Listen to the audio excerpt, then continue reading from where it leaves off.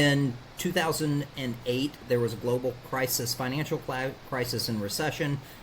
That was the mortgage collapse, right? And that was done basically through fraud. In 2012, we saw the election, but there was a fiscal cliff. We had major healthcare expansion. It was reviewed by the Supreme Court. European debt crisis in 2016. There was a Brexit referendum in 2020. There's global pandemic. And in 2024, we have high inflation and a ton of strife and conflict and wars going around the country. So usually the reality is that home sales are unchanged compared to non-election years, the exception being November, and that's because November is usually slower than normal.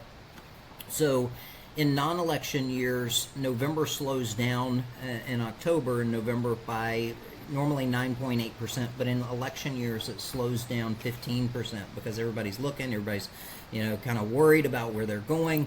And you can look at this graph and it shows the annual existing home sales in 9 of the 11 past presidential elections. Sales went up after the election happened. Right? Every single time. Doesn't matter who is elected, doesn't matter what party, anything. 9 out of 11, the sale number actually went up.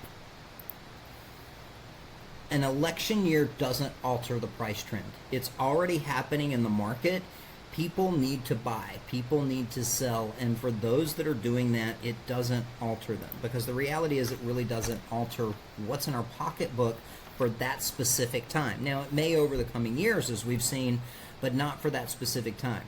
When you look at existing home prices after 7 of the 8 last presidential elections, again, prices went up.